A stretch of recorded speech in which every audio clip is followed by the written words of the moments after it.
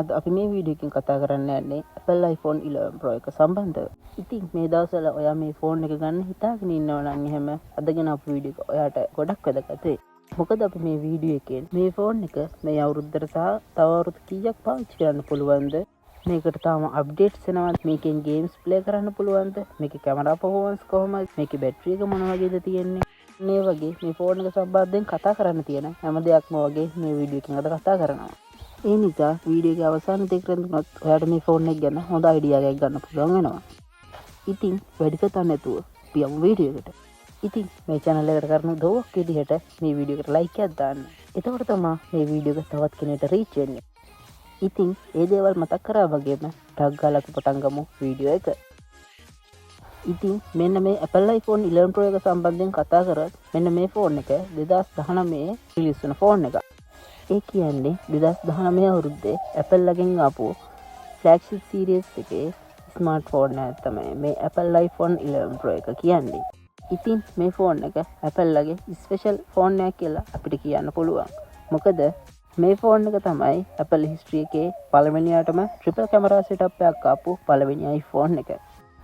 ඉතින් මේ ෆෝන් එක එන්න කලින් triple camera setup එකක් තියෙන iPhone එකක් තිබුණේ නෑ. ඒක නිසා මේක තමයි Apple ලගේ triple camera setup එකක් තියෙන පළවෙනි iPhone එක. ඒ වගේම තමයි Apple ලා ඉස්සෙල්ලාම fast charging speed එකක් දුන්නේ මෙන්න මේ iPhone එකට. ඉතින් මේ ෆෝන් එක iPhone history එකේ special iPhone එකක් වෙනවා. ඉතින් අපි ඉස්සෙල්ලාම මෙන්න මේ ෆෝන් එකේ body එක සහ design එක ගැන මුලින්ම කතා කරලා ඉමු. මෙන්න මේ ෆෝන් එකේ අපිට කලර්ස් කිහිපයක්ම බලා ගන්න පුළුවන්. මෙතනදී space grey, midnight green, silver, gold යන කලර්ස් වලින් අපිට මේ ෆෝන් එක මිලදී ගන්න පුළුවන්. මේ ෆෝන් එකේ ඩිසයින් එක සම්බන්ධයෙන් කතා කරද්දී මේක මේගොල්ලෝ හදලා දෙන්නේ matte finish එකකින්. ඒ වගේම ගොඩක්ම හොඳ ප්‍රීමියම් ඩිසයින් එකක් මෙන්න මේ ෆෝන් එකට පාවිච්චි කරලා තියෙනවා. ඉතින් මෙන්න මේ ෆෝන් එක පාවිච්චි කරද්දී තර ගොඩක්ම කම්ෆර්ටබල්. ඉතින් ඒ නිසා මේ ෆෝන් එක අපිට ගොඩක්ම පහසුවෙන් පාවිච්චි කරන්න පුළුවන්. තනි අතකින් වුණත් අපිට මේ ෆෝන් එක පාවිච්චි කිරීමේ හැකියාව තියෙනවා.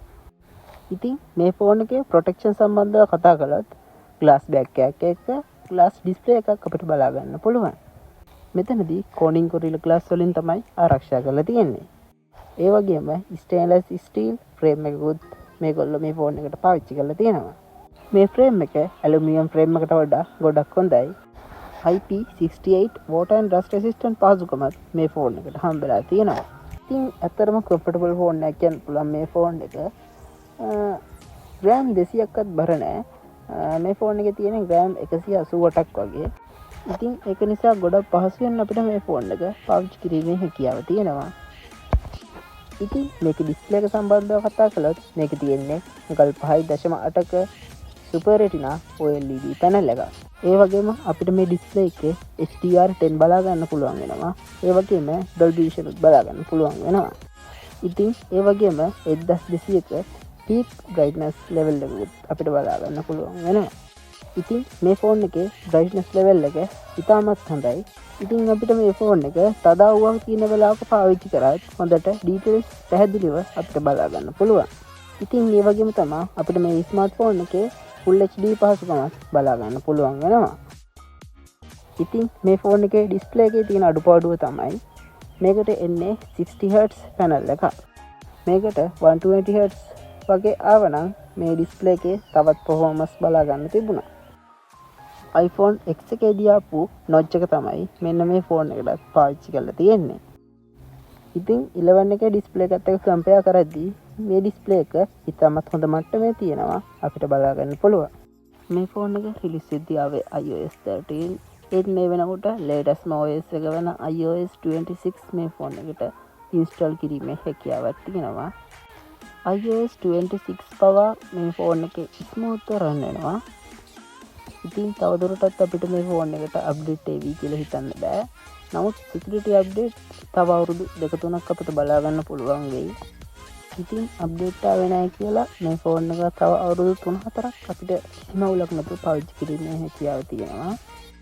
ඒ වගේම තමයි මේකේ තියෙන chipset එක සම්බන්ධව කතා කළොත් මේක තියෙන්නේ Apple A13 Bionic 7 nanometer plus chipset එක. ඉතින් ඒ වගේම hexa core CPU එකක් බලා ගන්න පුළුවන් වෙනවා. තව අපිට Apple GPU එකකුත් බලා ගන්න පුළුවන් වෙනවා.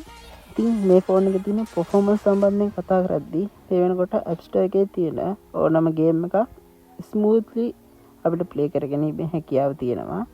PUBG, Call of Duty වගේ මේ වගේ ලොකු game වුණත් මේ ෆෝන් එකේ high setting දාලා අපිට play කිරීමේ හැකියාව තියෙනවා. කිසිම අවුලක් නැතිව game ගහන්නම ඔයා මේ ෆෝන් එක ගන්න හිතාගෙන ඉන්නවා නම් ඉතාමත් හොඳ gaming experience එකක් ඔයාට මේ ෆෝන් එකෙන් ගන්න පුළුවන්. game ගහන්නම ඔයා මේ ෆෝන් එක ගන්න හිතාගෙන ඉන්නවා නම් ඉතාමත් හොඳ gaming experience එකක් ඔයාට මේ ෆෝන් එකෙන් ගන්න පුළුවන්. ඉතින් ඒ හින්දා performance සම්බන්ධයෙන් මේ ෆෝන් එකේ කතා කරන දෙයක් ඇත්තෙම නැහැ. 2019 මාරුම් performance එකක් දීපු අද ස්මාර්ට්ෆෝන් එකක් කියන්න පුළුවන් iPhone 11 Pro එක. ඒක දැනටත් වෙනසක් නැහැ.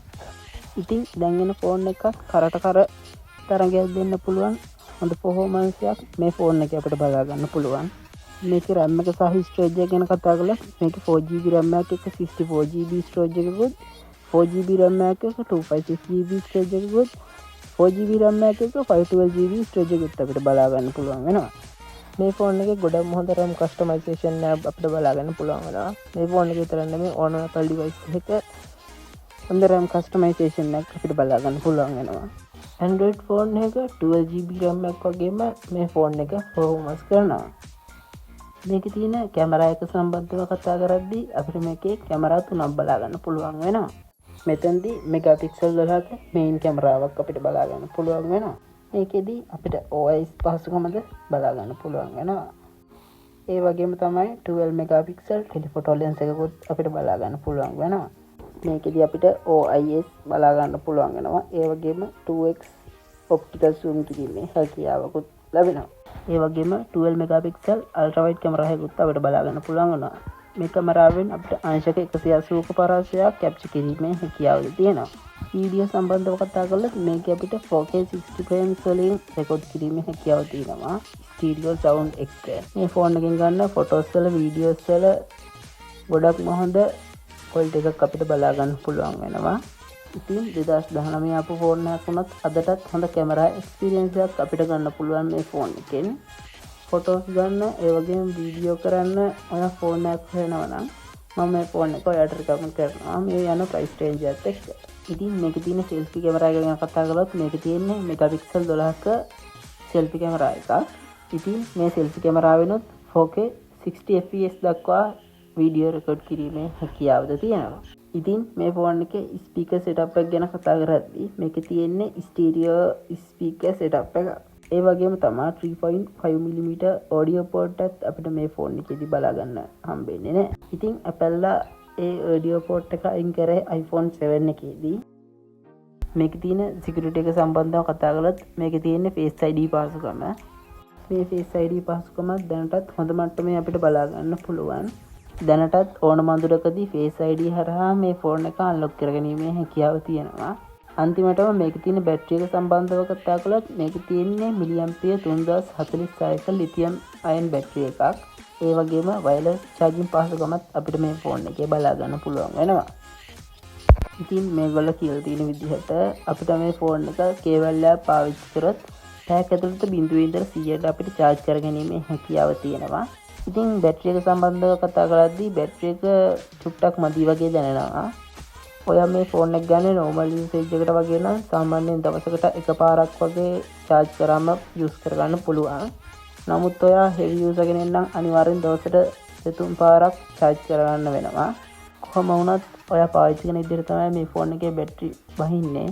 මේකේ charging port එක විදිහට අපිට බලා ගන්න පුළුවන් වෙන්නේ lightning port එක. ඔන්න ඔය දේවල් තමයි අපිට මේ ෆෝන් එක ගැන කතා කරන්න තියෙන්නේ. ඉතින් ඔයා මොකද හිතන්නේ මෙන්න මේ Apple iPhone 11 Pro එක ගැන? ඔයාට තව දෙයක් දැනගන්න තියෙනවා නම් එහෙම පල්ලෙහින් කමෙන්ට් එකක් දාන්නත් අමතක කරන්න එපා. ඉතින් මේ වගේ තවත් අලුත් වීඩියෝ එකකින් අපි ආයෙ හමු වෙමු.